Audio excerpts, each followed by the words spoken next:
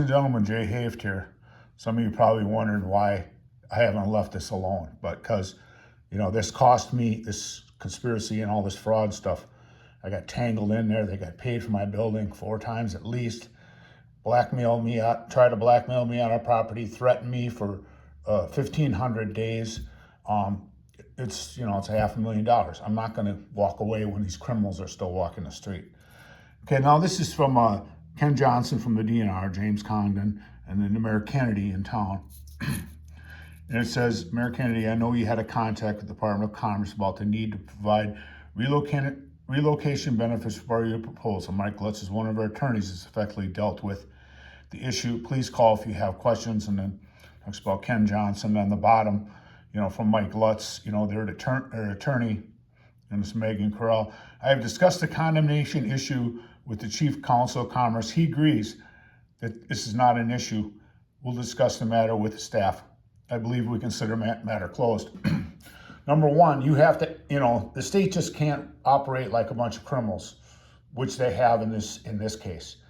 You have to have the relocation plan done before you make an offer. Okay, so the DNR's attorney took care of it. So the small business owners that were flooded out, and I believe on purpose.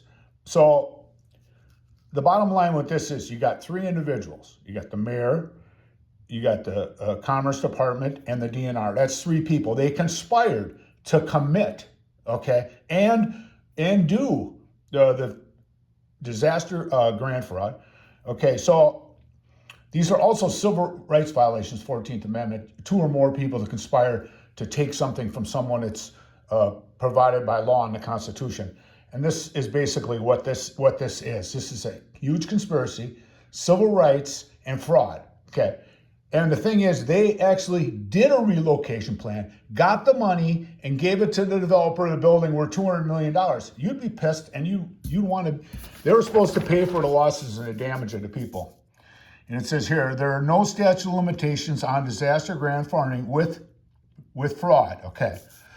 That there is fraud right there because they got the money. And it says, while there isn't a strict statute of limitations for disaster grant funding, the federal law governing such case effectively allows for prosecution of fraud cases related to major disaster declarations, which Wisconsin, Beaver Dam was declared a federal disaster area, without a time limit because it does not explicitly set a statute of limitations, meaning authorities can pursue charges even years after the fraudulent activity. I want to make some shorter videos, folks, because there's just so much. I got like 300 pages of email from the DNR. It's just so much fraud to blow you away. But I had no idea that the whole government system was corrupt. And I'll have more to come in smaller ones. Thank you.